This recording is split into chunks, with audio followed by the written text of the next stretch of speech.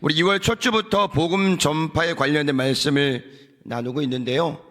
오늘은 복음을 전하는 자의 마음가짐이라는 주제로 말씀을 나누도록 하겠습니다. 저는 사역을 시작하면서 그 전에는 안 했던 것 같아요. 사역을 시작하면서 제 마음에 한 가지 깊게 새겨져 있는 말은 뭐냐면 모든 것은 마음먹기에 달려있다라는 거예요. 그전에는 제 삶을 보면 포기했던 순간도 많았고 또 불평했던 순간도 많았고 도전하기 전에 안 된다는 생각이 사로잡혀 있었어요. 그래서 포기가 좀 쉬웠죠. 그래서 사역을 하고 나서 제 마음 가운데 절대 긍정과 절대 감사라는 마음이 들어오면서 사역을 하다 보니까 안 되는 게 많아요. 힘든 게 많아요. 근데 그런 마음을 가지고 사역을 하면 정말 다 안 되더라고요. 그런데 해보자라는 마음, 할 수 있다라는 마음, 한번 해보자라는 마음, 그 마음을 가지고 시작을 하니까 사역에 어려움도 있고 때론 넘어짐도 있고 상처도 있지만 그것을 이겨낼 수 있는 힘과 능력이 된다는 것을 경험하게 되었습니다. 여러분, 우리 삶의 모든 것은요 가능한 일만 있는 것이 아니에요. 어쩌면 불가능한 일이 더 많아요. 안 되는 일이 더 많아요. 신앙을 가지고 있지만 응답도 더디고 성장도 더디고 오히려 믿지 않는 사람보다 더 힘들고 어려운 순간들을 살아가는 시간대가 더 많다라는 거예요.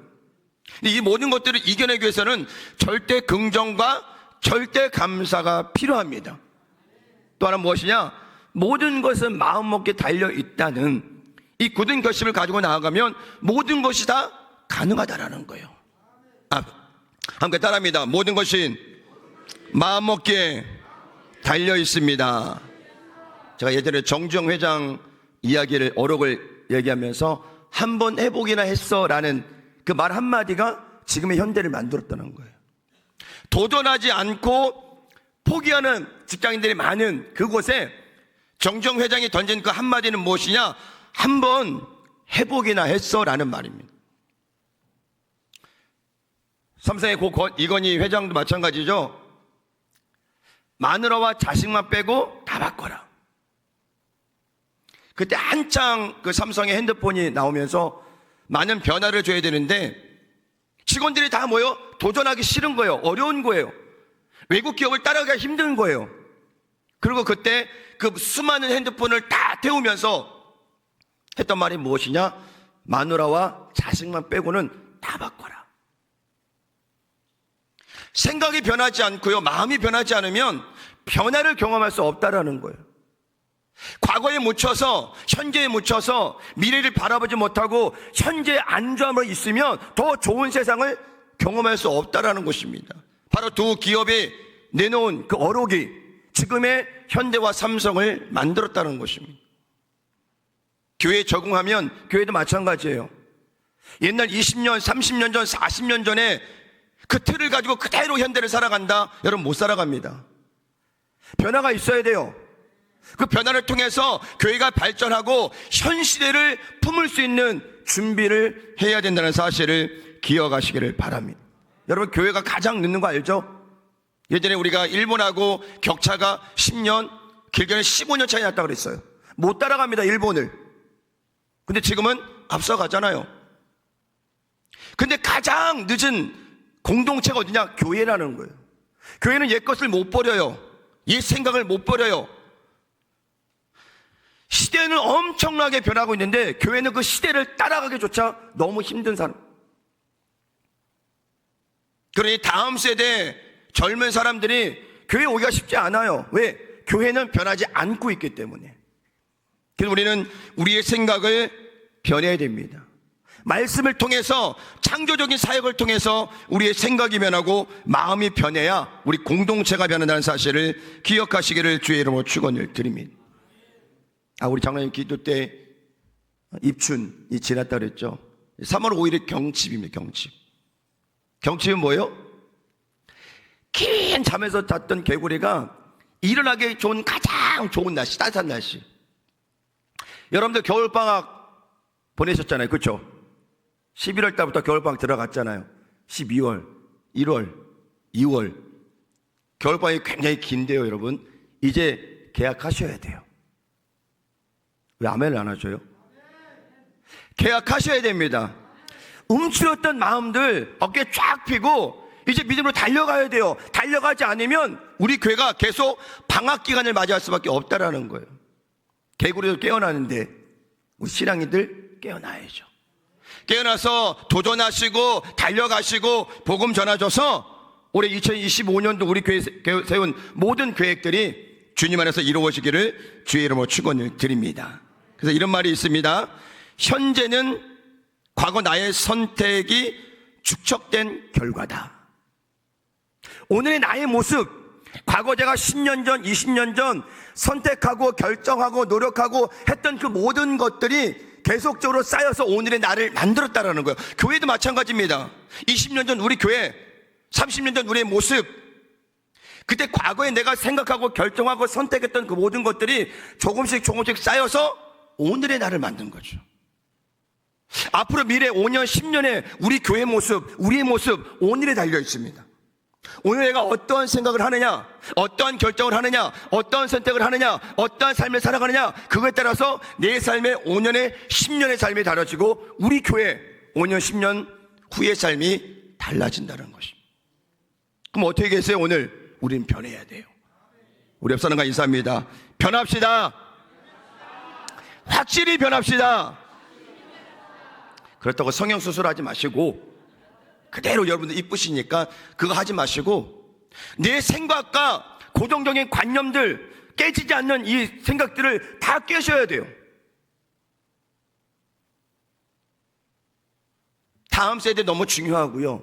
다음 세대 우리나라가 너무 중요합니다. 이대로 나라가 힘들고 이대로 교회가 힘들어지면 안 돼요. 지금 부모 세대는 다음 세대를 위해서 열심히 기도하시고 변화에 함께 협력하시고 믿음으로 달려가야 된다는 사실을 기억하시기를 주의 이름으로 축원을 드립니다. 여러분, 우리가 광야에서 광야 생활을 통해 우리가 배운 게 뭐예요? 이스라엘 백성들의 불평하고 원망하면 힘들어져요. 상황은 광야에 있지만 물이 없지만 먹을 것이 없지만 뜨거운 햇빛이 있지만 하나님을 바라보면 하나님께서 만나와 메추라기를 주시고 낮에는 구름 기둥으로 밤에는 불 기둥으로 우리를 인도하신다는 것입니다. 그게 신앙생활이에요. 그냥 모든 거 다 갖춰져서 그냥 나 좋습니다라고 살아가는 것이 아니라 힘들고 어려운 상황들을 이겨내야 되는 거예요. 이겨내야 발전이 있다는 사실을 기억하시기를 바랍니다. 오늘 말씀을 통해서 두 가지 우리에게 주시는 영적인 의미를 깨닫기를 원합니다. 첫째 한번 따라가겠습니다. 한 영혼의 소중한 가치를 알아야 합니다. 자, 복음 전도자의 마음, 우리가 왜 복음을 전해야 되며 어떻게 복음을 전할 것인가 우리가 함께 나눴잖아요. 여러분 그거 다 까먹겠지만은 오늘 가장 중요한 것은 복음 전하는 자의 마음가짐이 어떠한 마음이 필요한가라고 오늘 성경은 이야기를 하고 있습니다. 오늘 마지막에 읽었던 그 말씀, 사도 바울의 놀라운 고백, 내가 달려갈 길과 주 예수께 받은 사명, 그 복음을 증언한 일을 마치려 하면은 나의 생명조차 조금 더 귀한 것으로 여기지 아니하노라. 이 놀라운 고백입니다. 이 사도 바울의 고백은요, 하나님을 향한 고백이고 자신을 향한 고백이고 영혼을 향한 고백이었다는 거예요. 그만큼 사도 바울에게 이 복음은 굉장히 중요했다는 것을 이야기하고 있습니다. 죄인 중에 괴수였던 자신이 은혜를 경험했고 이제는 이방인의 사도로 부르심을 받아서 목숨보다 더 귀한 복음을 향해 달려가는 그의 삶에는 세상의 가장 중요한 가치를 향해 달려가고 있는 것입니다. 우리 삶을 한번 돌아보면 한 발은 교회, 한 발은 세상, 그리고 뭐라 그래요? 양다리 신앙.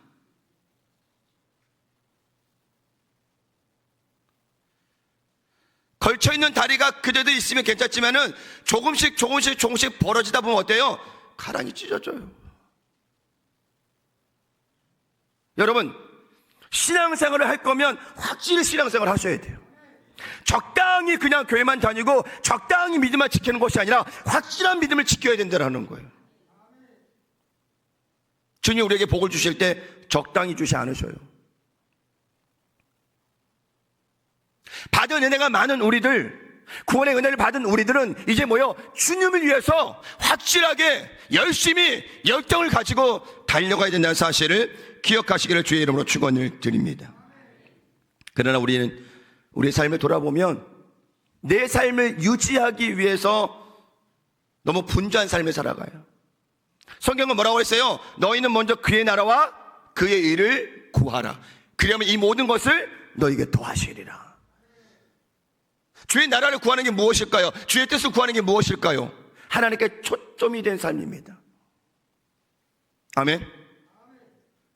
서울에 아무리 좋은 곳 많아도요, 목포보다 좋은 곳이 없어요. 여러분 다 서울 사람이네. 대답을 안 하시는 거 보니까. 제가 이제 목포 내려온 지 1년 됐습니다. 명절 때 이제 서울에 한 2번 갔다 왔는데 1년밖에 되지 않았는데 목포가 좋아요. 목포가 좋으니까 오늘 내려왔잖아요. 그죠? 아멘.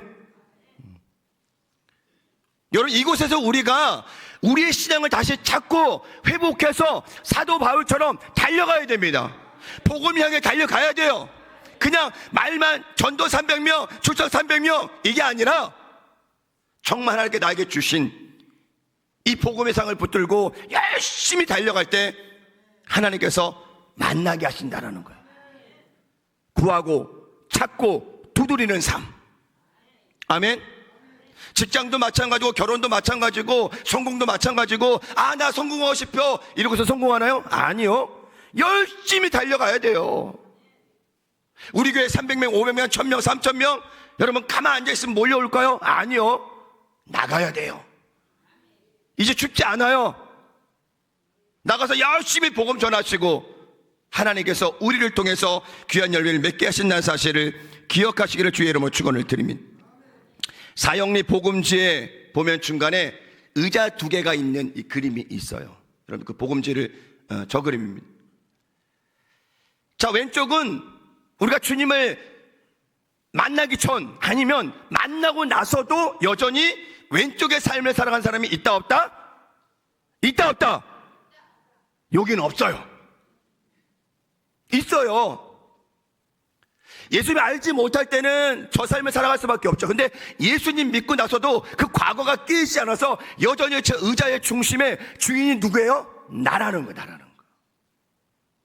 근데 우리가 정말 진정으로 주님 만나고 경험하고 그 은혜를 깨닫게 되면요, 저 의자의 주인공이 누구예요? 내가 아니라 예수님이 되는 거예요. 그게 신앙생활인 거예요. 그 제가 눈에 말씀드렸지만 신앙생활이 오래돼서 저 삶이 바뀌지 않은 사람도 있어요. 여전히 나.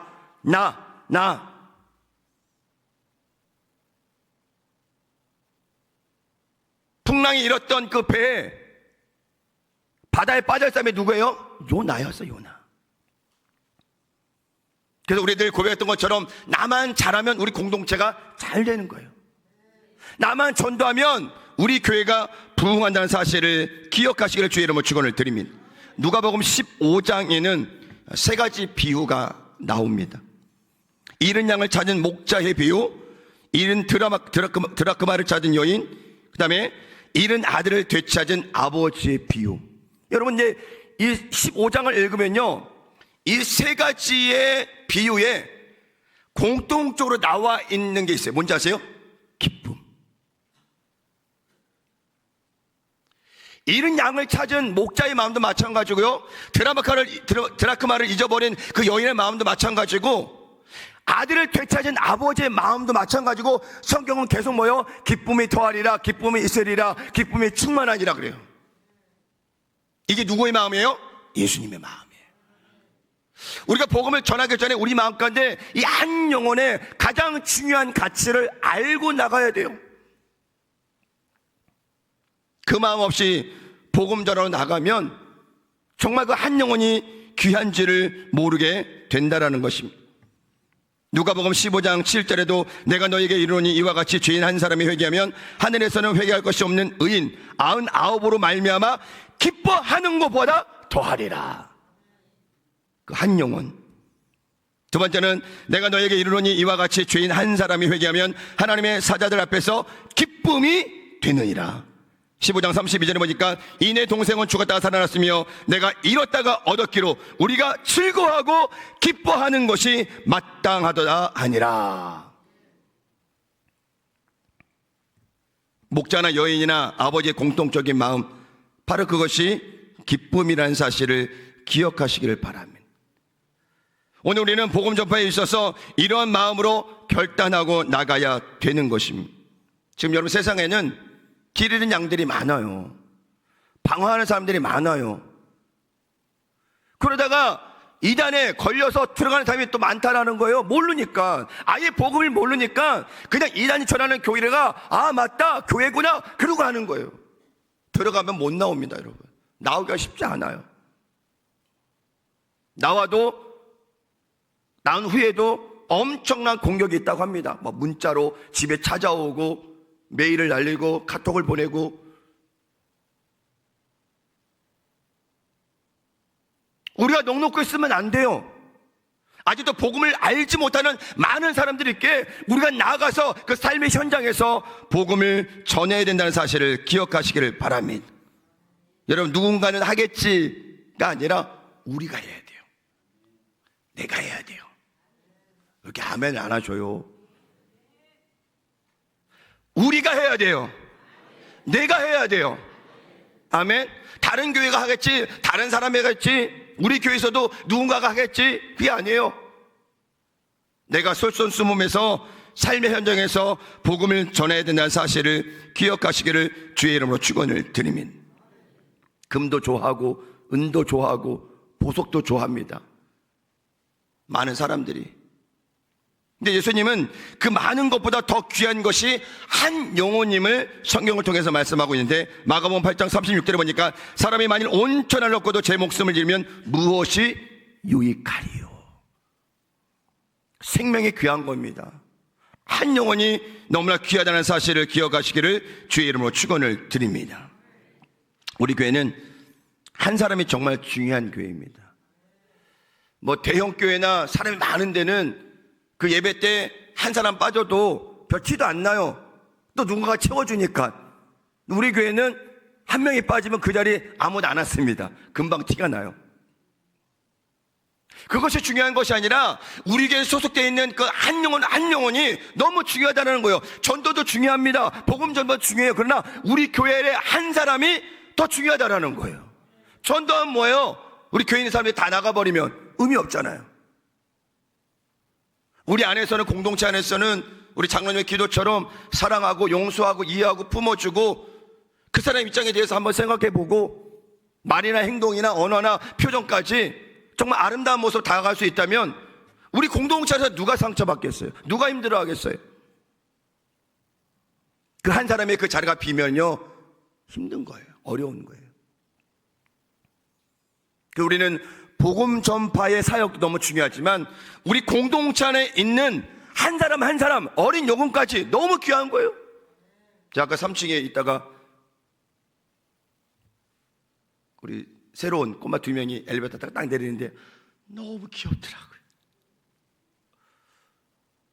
엘리베이터 딱 열자마자 씩하게 웃어주는데 그 모습이 얼마나 이쁜지 몰라요. 막 그냥 우리 너무 이쁘면 막 볼 깨물고 싶잖아요. 깨물고 싶더라고요.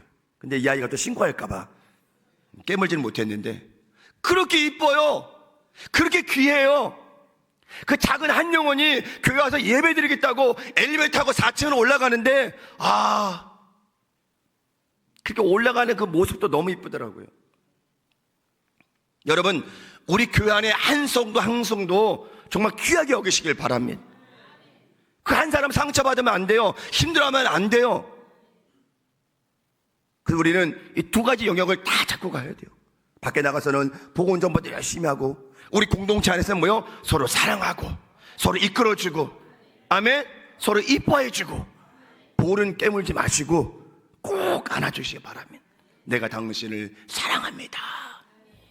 우리 옆 사람 보면서 인사합니다. 내가 당신을 끔찍히 사랑합니다. 시작.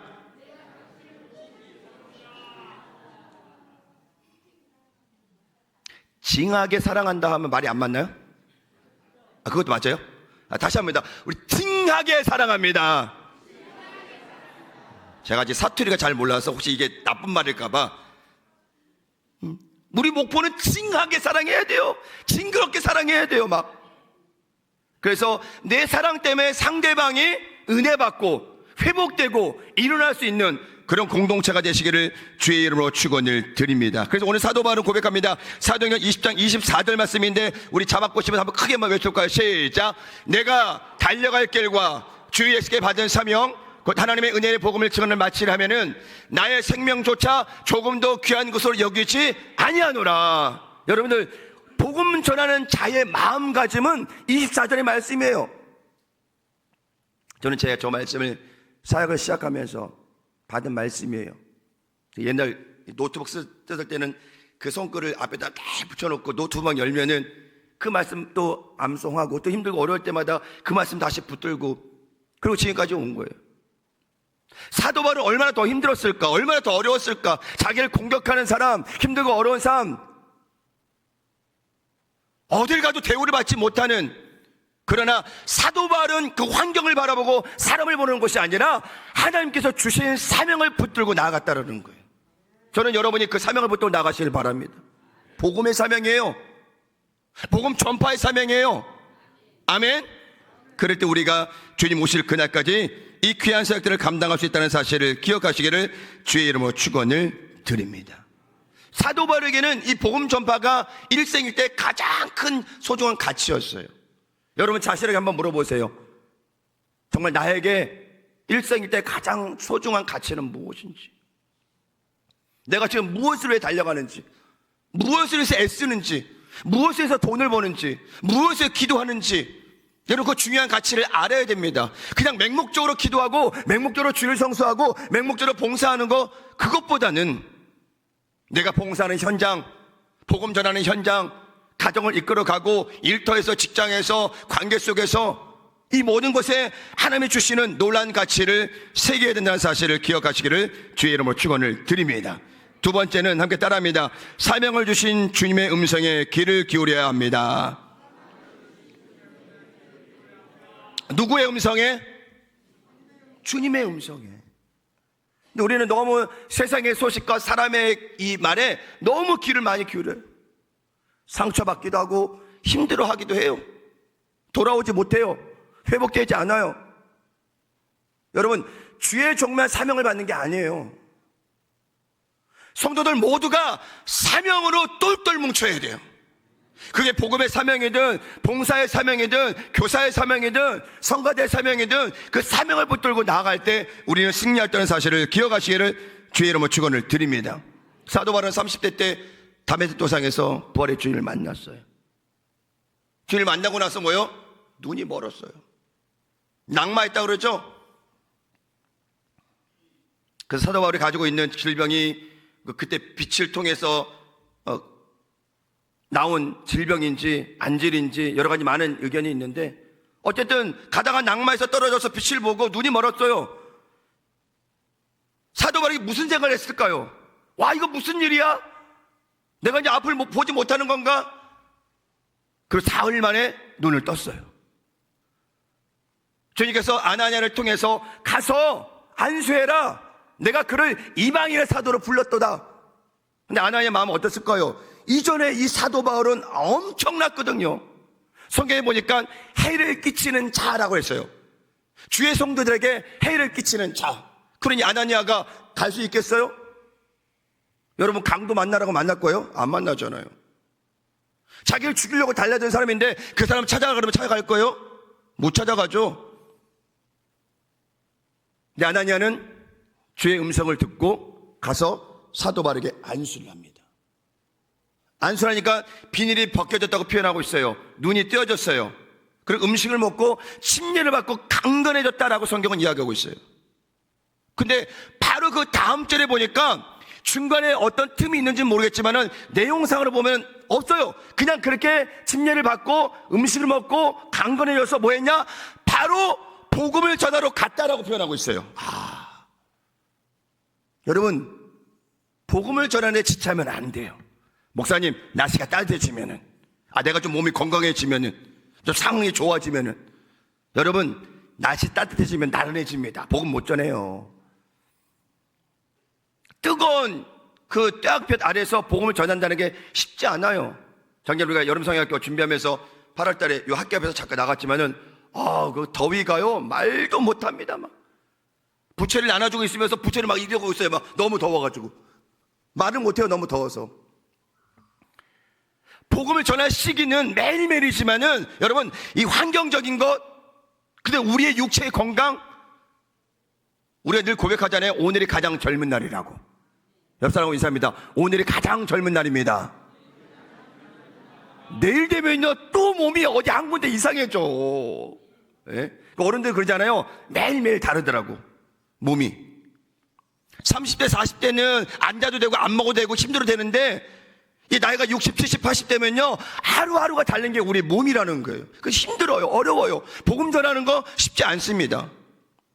그래서 오늘 나에게 건강 주실 때, 나에게 능력 주실 때, 나에게 힘 주실 때, 나에게 시간 주실 때, 나에게 물질을 주실 때 뭐 하는 거예요? 복음을 향해서 달려가는 거예요. 달려가는, 후회 없이.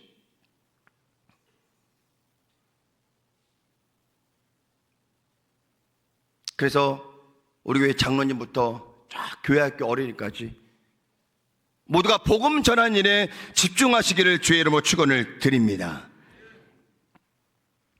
그래서 복음 전하는 일에 우리가 지체 없이 열심히 달려가야 되는데, 우리의 사명은, 함께 따라합니다. 우리의 사명은 성공이 아니라 복음 전파입니다.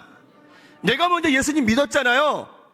모태신앙이나 할지라도 어머니의 손길을 통해서, 부모의 손길을 통해서 교회를 다니게 됐고요. 만약에 중간에 예수님을 믿었다면 전도자를 통해서 내가 복음을 받아들였고 교회를 다니기 시작했잖아요. 우리도 누군가에게 이끌림을 받았어요. 세상에도 우리의 손길을 기다리는 사람이 많다라는 거예요. 기회가 되면은 이 장로님 모시고 싶은데, 그 말씀드렸던 공경식 장로님 42일 만에 3,170명 전도하신 분.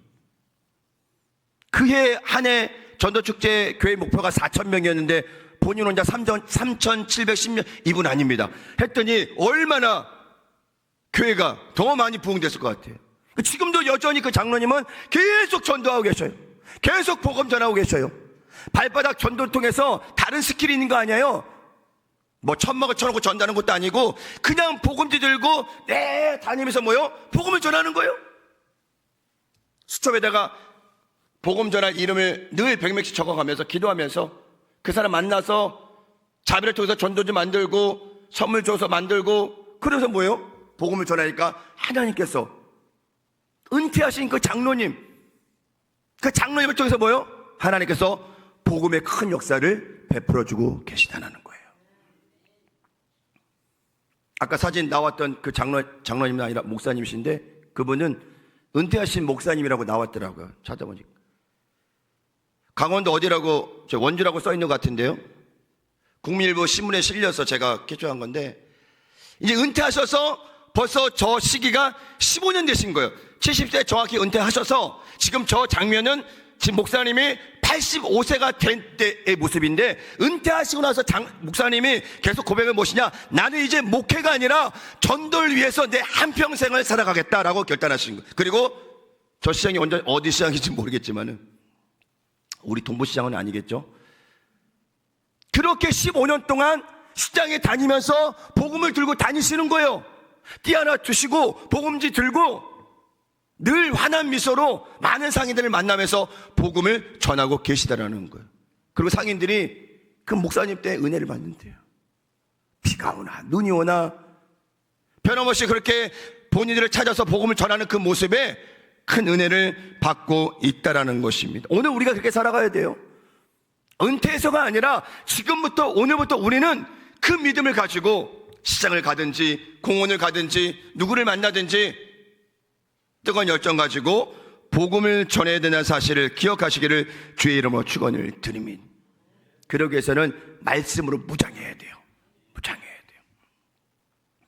우리 지난주 화요일날 우리 성도님들 몇 분 같이 사형해 갖고 복음 전하는 걸 좀 실습을 해봤어요. 그 팀이 다 이야기해요. 목사님, 아유 입에서 말이 안 떨어지네요. 그래.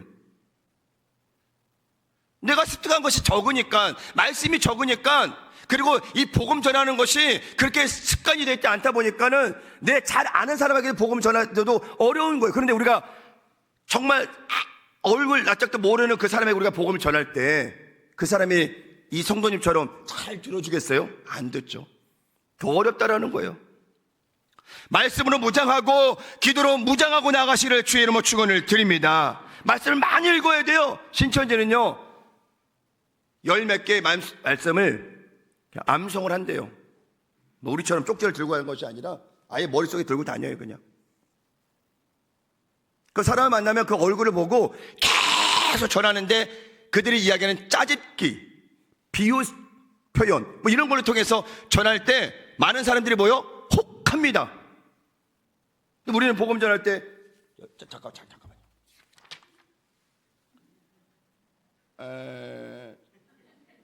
어디 있지? 이러면 가요. 아니 뭐하러 오신 거야 지금? 뭐 해겠다고 내 앞에 쓰신 거야? 한마디도 못하고 뭐 찾다가 잠깐만 내가 배운 게 있어. 제 배운 게 있어. 무장하셔야 돼요. 여러분, 복음 전파는 영적 전쟁입니다. 나가면요, 그 마귀의 공격도 있고요, 세상 사람들에게 손가락질을 당해요. 교회를 비판하니까. 그래서 교회는 교회 다 와야 되고, 성도는 성도 다 와야 돼요. 목사는 목사 다 와야 돼요. 이 다음이 깨지는 순간에 복음 전하는 것이 많은 사람들에게 오히려 역효과가 납니다.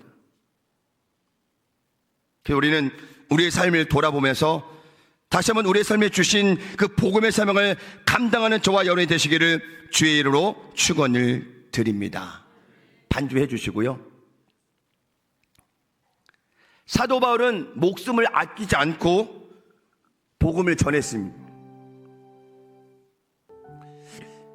정말 이 시대에 그 사도 바울이 없었다면, 그 시대에 유럽의 복음화, 물론 다른 사람을 통해서도 하나님께 일하셨겠죠.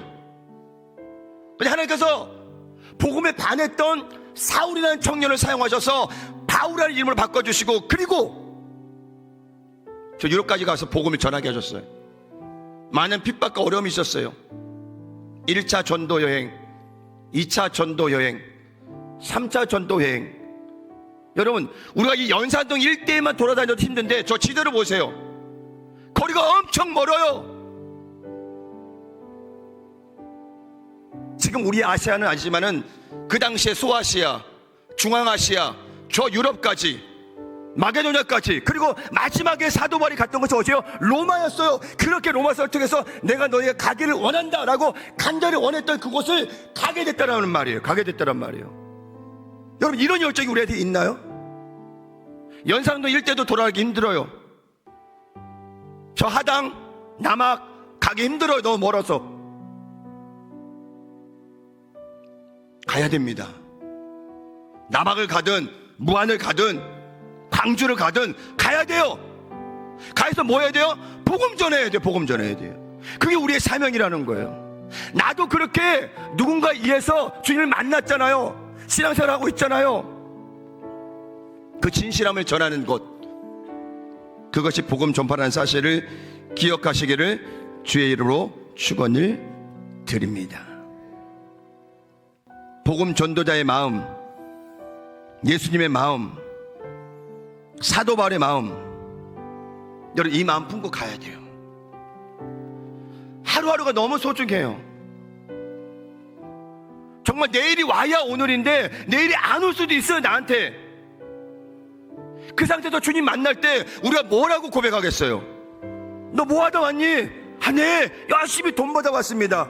열심히 직장 다니면서 왔습니다. 열심히 우리 자녀 키우다가 왔습니다. 그렇게 하실 거예요? 아니요.